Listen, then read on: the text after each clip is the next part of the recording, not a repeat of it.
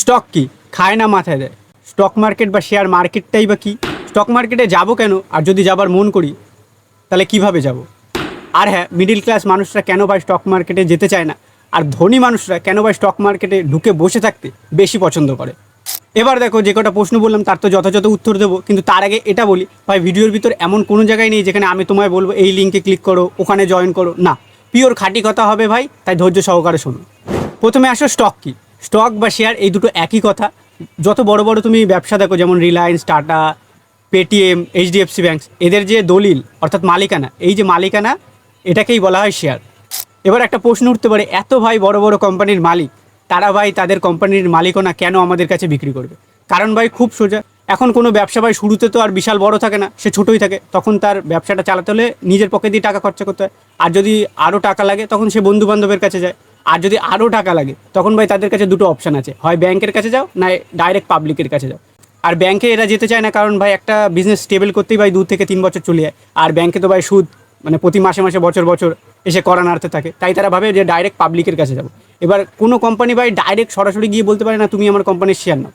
এবার কোম্পানির শেয়ার যাতে পাবলিক নিতে পারে, আর পাবলিক যাতে টাকা দিয়ে সেই সব কোম্পানির শেয়ার নিতে পারে, এই দুটোকে লিঙ্ক করে শেয়ার মার্কেট বা স্টক মার্কেট, মানে শেয়ার বাজার। মানে কথাতেই বোঝা যাচ্ছে যে এখানে শেয়ারের লেনদেন হয়, শেয়ার বাজার। এবার তুমি যদি বলো, কাল যদি আমি ভাই রিলায়েন্সের শেয়ার নিই, তাহলে তো ভাই টেকনিক্যালি আমি সেই কোম্পানির মালিক হয়ে গেলাম। তাহলে কালকে আমি রিলায়েন্সের যে কোনো স্টোর, ধরো যেমন জিও আছে, তো সেখানে গিয়ে ভাই আমি কি আমার মালিকের হাক জমাতে পারবো? সেখানে গিয়ে কি তার চেয়ারে আমি বসতে পারবো? না ভাই, পারবে না। কারণ ভাই যে কোনো কোম্পানির মালিক সেই, যে ওই কোম্পানির অধিকাংশ মালিকানা ধরে রাখবে। তাই ভাই প্রত্যেক বড় কোম্পানি তার অধিকাংশ মালিকানা, ধরো 70% নিজের কাছে রাখে, আর 30% হয়তো পাবলিককে বিক্রি করে। কারণ ভাই তারা এতটা বোকা না যে তাদের 50% মালিকানা তারা বিক্রি করে দেবে। কারণ তারা এটা জানে যে ভাই আজ যদি 50% মালিকানা আমি বিক্রি করে দিই, তো ভাই কাল ওই 50% যার কাছে থাকবে সেই ভাই কোম্পানির মালিক হয়ে উঠবে, সে আমার কোম্পানি বুঝুক বা না বুঝুক। এবার ভাই পরের প্রশ্নে আসো, স্টক মার্কেটে যাবো কেন? আমি বলবো কেন যাবেন না। নিজের 10 টাকা ভাই ঢাললে 100 টাকা হবে, 100 টাকা ঢাললে 1000 টাকা হবে, 1000 টাকা ঢাললে ভাই 10,000 টাকা হবে।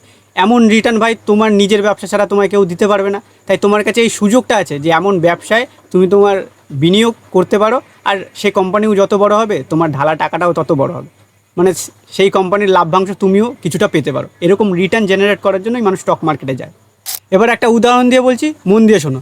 ধরো তুমি 10 বছর আগে 2014 সালে 3 লাখ টাকা ভাই জমিতে ইনভেস্ট করলে, আর তুমি ধরো এমআরএফ বড় টায়ার কোম্পানি, তার স্টক কিনে রাখলে। এখন দেখবো ভাই 10 বছরে কে তোমায় সব থেকে বেশি টাকা এনে দিচ্ছে।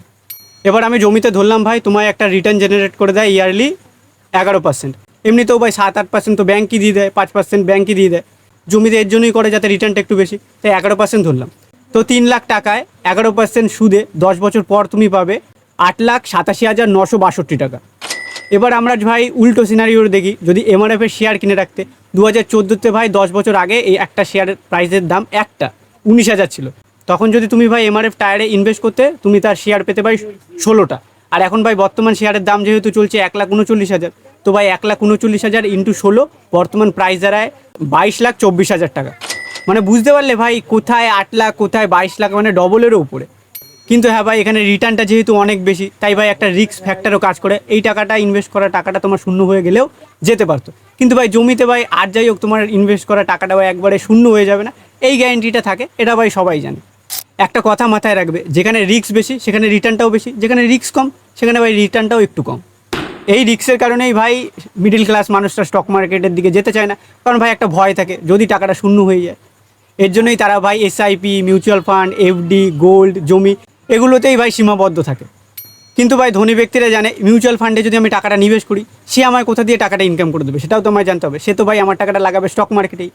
তো ভাই সেখান থেকে ভাই 10 টাকা ইনকাম করে 2 টাকা নিজের রাখবে, 8 টাকা আবার আমায় দেবে। তা আমি যদি ডাইরেক্ট স্টক মার্কেটে নিবেশ করতে পারি, তাহলে ওনার যে একটা এক্সট্রা চার্জ দিতে হচ্ছে সেটাও দিতে হচ্ছে না, সেটাও তুমিই পাবে।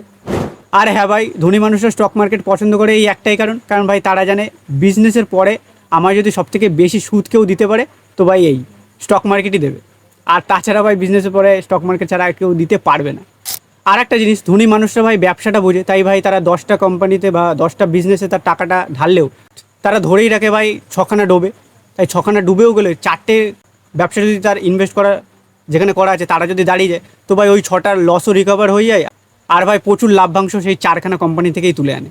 কিন্তু এবার আমি তোমায় বলি, স্টক মার্কেটে ততটাই টাকা নিয়ে যাও, মানে ততটাই ইনভেস্ট করো যতটা ভাই তোমার ডুবে গেলেও মানে পথের ভিখারি হয়ে যাবে না, মানে ততটাই রিস্ক নাও যতটা তুমি নিতে সক্ষম। কারণ ভাই এটা একটা রুল, টাকা দিয়ে টাকা কামাতে গেলে ভাই জানতে হয়, বুঝতে হয়, শিখতে হয়। এই যে পুরো ধারণাটা আমি তোমায় দিলাম, এটা হচ্ছে স্টক মার্কেট কী, কেন, কীভাবে। বাট স্টক মার্কেটের ভিতর যেমন ইনভেস্ট আছে, ট্রেডিং আছে, কীভাবে ফান্ডামেন্টাল একটা কোম্পানি দেখতে হয়, কীভাবে তারা ভালো কোম্পানি বাঁচে, এটা ভাই আলাদা ভেতরের। এটা নিয়ে একটা ভাই লং ডেডিকেটেড ভিডিও নয় পরে আসবে। আর শুধু এটা বোঝো ভাই এটা কী, কেন, কীভাবে কাজ করে। এবার যদি মন করো যে না ভাই স্টক মার্কেটে আমি যাবই, তো ভাই আগেকার সময় এইসব কোম্পানির বড় বড় ভাই শেয়ার নিতে গেলে ভাই তখন ভাই ফিজিক্যাল রূপে ছিল, ডিজিটালি এরকম ছিল না। যেভাবে তুমি মুভি দেখতে গেলে টিকিটের জন্য লাইন দাও, যেভাবে রেশনের জন্য লাইন দাও, সেভাবেই ভাই বড় বড় কোম্পানির শেয়ার নেওয়ার জন্য তোমায় লাইন দিয়ে রাখতে হতো। আর এখন ভাই পুরোটাই ভাই আলাদা, এখন পুরোটাই ভাই ডিজিটাল ফর্মে এসে গেছে। তুমি ভাই মোবাইল থেকেই ভাই সমস্ত কিছু করতে পারো। শুধু তোমার একটা ডিমেট অ্যাকাউন্ট চাই। ডিমেট অ্যাকাউন্ট কি, যেভাবে তোমার ব্যাঙ্ক অ্যাকাউন্ট থাকে যেখানে তোমার টাকাটা রাখা থাকে, সঞ্চয় করা থাকে, সেভাবে ভাই ডিমেট অ্যাকাউন্ট যেখানে তোমার এই যে শেয়ারটা কেনা বেচা করবে, যে শেয়ারটা কিনবে সেটা তো ভাই ডিমেট অ্যাকাউন্টে তোমার স্টোর থাকে। এখন যেভাবে ভাই ব্যাঙ্ক অনেক রকম আছে, সেভাবে ভাই তুমি কার থ্রু এই ডিমেট অ্যাকাউন্টটা খুলবে, যেমন অনেকগুলো ভাই ব্রোকার আছে, যেমন গ্রো আছে, এঞ্জেল অ্যাপ আছে, জিরোধা আছে।